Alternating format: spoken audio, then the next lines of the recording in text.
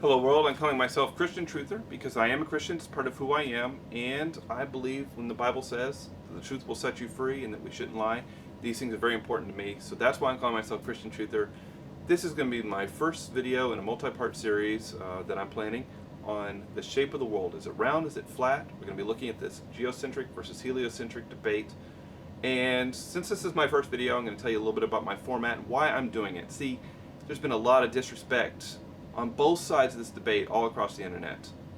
That bothers me. Also, it bothers me there's so much showbiz going on. That's why I'm just going to do uncut, unedited video with some slides. That's it. I'm just going to tell you guys what I found to be the truth, and we're going to go from there. Now, these rules are very important to me, so I hope you can read because I'm not going to say them out loud. It'll take too long.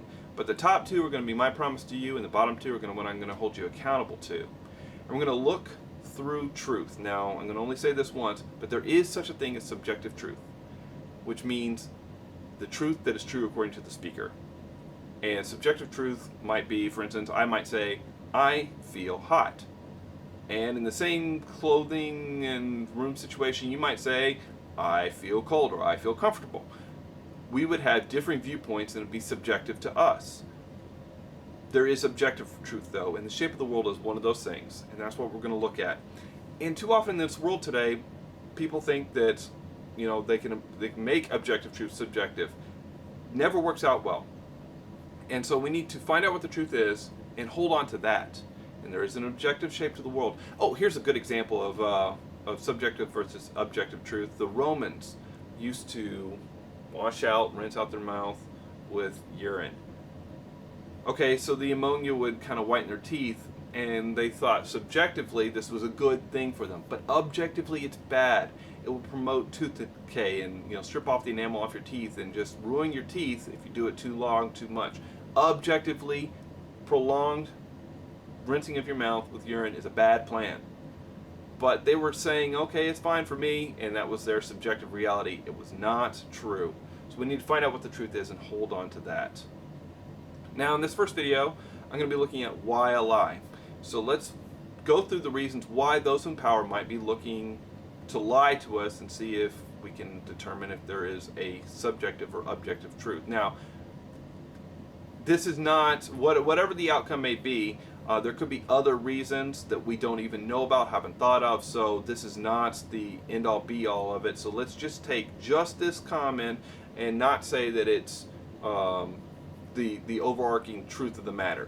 Let's just take this and work our way through reasons they might lie and see if they hold any water. The first one that's most commonly understood is money.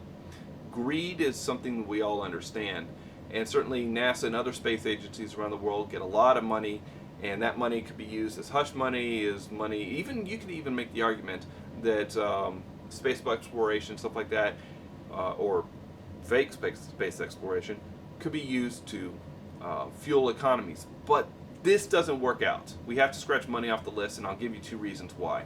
First of all, it wasn't the reason back in the day. Thousands of years ago, when Greeks started using geometry to suggest that the world was round, money was not the factor then. Maybe fame was so. So we have to move forward a couple hundred years. So just a couple hundred years ago, Copernicus, Galileo, Brahe, these guys, Kepler, they were suggesting a shape of the world, and that some of them were even suggesting the world moved around the sun. This was not necessarily a popular idea for some of them. In fact, some of their lives were ruined by this. Money was not a reason for them to be doing this.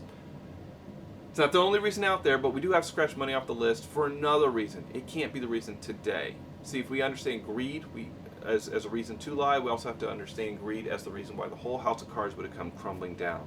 Because it's not just NASA. There's the Russians and the Chinese and the Europeans and the Brazilians, and there's the private space agencies, and thousands and tens of thousands of people have walked through the corridors of these places. Someone would have, in fact multiple someones, would have started blackmailing once they got their hands on complete concrete evidence that the world was not round. They would have gone to whoever gave them their paycheck and said, hey, I've given this concrete evidence, copies of it, to my lawyers, my family and friends, told them to unleash it on the world in case I die, so you can't do anything to me. I want $70 billion. Or any amount, because this lie is too big to not pay any amount to keep going. All right. It's been the established narrative for hundreds of years that the world is round.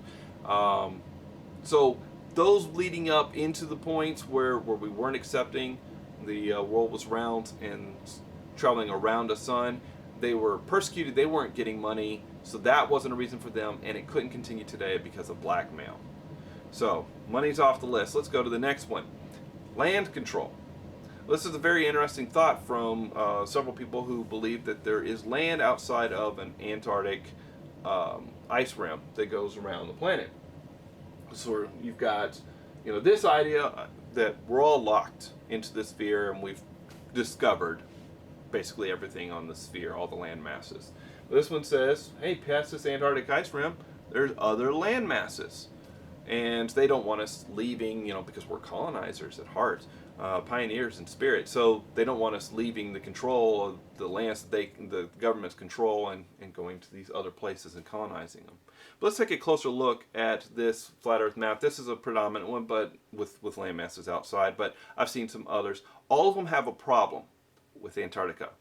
Now let's take a look at what that problem is. Either they don't include it. I've seen a map that does not include Antarctica at all. But here we had this ice rim, and it's got texture on the inside, as we know it has. It's got openings that we have not seen any photographic evidence of, but hey, maybe that doesn't mean that they're not there. But we haven't seen any photographic evidence of them. But I want you to notice on the outside edge, except for where the openings are, it's completely circular. I mean, as if someone put a bowl and just drew around it, which is probably what they did, or something similar to that. They used some sort of a round disc in order to create this outside edge. And then they just penciled in their own imaginings, because no one could possibly come up with the shape of lands out here and not have some sort of exterior texturing going on, because we never see that in nature. You would never see a completely smooth circular surface as a coastline. All right, so this is bunk. There's problems always with Antarctica on these type of maps. So this is not a true representation of what's out there, and there's no reason at this point to believe that there is anything out there, because no one has ever seen, experienced it, photographed it, anything like that. All the maps are clearly bunk. So moving on to thought control. The problem with this one is the thought on this has been primarily self-directed. I mean, it was not the established narrative amongst the rulers of the day when Copernicus and Galileo were saying, hey, we think the world looks like this. In fact, they were being persecuted for it, right? Especially Galileo. And so that's self-directed, independent thinking. But it goes past that. People perform experiments on their own, like Foucault's pendulum. Foucault predicted a direction and a progression that his pendulum would turn according to his latitude on a globe Earth model. And people thought this was great. Shortly after he did it, science societies and individuals were doing it all around the world. And they were plugging in their own latitude marking to make their own predictions before doing it, and they found that this matched reality. Okay, this is a self-driven movement. Okay, it's from the ground up. It's not from the top down. Now, it is today top-down taught that the world is globular. And people say, well, we can't accept it because of cognitive dissonance. But we're actually able to overcome cognitive dissonances very easily. Our human brains are capable of doing that. An example of this would be the closed doors function on an elevator. Okay? I always thought that would close the doors. I kept tapping it, trying to get it. Hey, hear me. And then I found out that doesn't do anything. They put that on the elevator so that I feel better about myself trying to get the door to close, but the door's going to close at the same time anyway, unless someone's standing in front of the sensor. Okay, that is an example of me overcoming cognitive dissonance.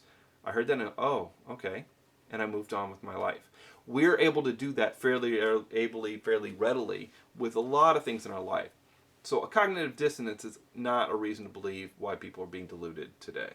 And the last one is that it somehow attempts to hide God. This one bothers me a lot because I was a Bible miner. And let me tell you, especially in the Old Testament, the Bible is highly metaphorical. That's how it uses description. So when it's talking about pillars and foundations, it's using them for the concept of what they are: firm things that we can't move. You know, you can ram yourself up against a pillar and it doesn't budge for a building if it's properly constructed. Then talking about the pillars of the world, God shakes those. Okay, wow, you know, that's getting a concept across to these people because that's how they thought. Um, the Bible also says that God is a rock or a mighty fortress. Do we think he's a structure like a castle? No. It says also that he shelters us with his wings. Are we saying that God is a chicken? No, but it gets that idea across. The hen covering her chicks with her wings when it rains to protect them. All right, that's the idea that the Bible is giving, especially in the Old Testament, because the Greek thought of using words with concrete definitions didn't occur until most of the Old Testament had already been written. That is a wholly different idea. So please read the Bible, but read it with that understanding: who it was written to, what they were thinking at the time, and why it was written. Okay? In the why it's written, God's not trying to talk about the geometry of the world. That's not his intent when he's talking to his people. He's trying to reveal to them who he is. Okay? So that is the Bible in a nutshell. And so anyone who says differently really doesn't understand the Bible. They don't understand how it was written and why it was written. So it's not trying to hide God. It's not trying to do it for money. It's not trying to control us with our thought. They're not trying to control where we live. These are all reasons that I hope we can say put behind us. Now there may be other reasons, and we'll look at other arguments back and forth, but these four common reasons are not reasons why we would be lied to about the shape of the world, and I hope I put those to bed today. So until next time, have a good one.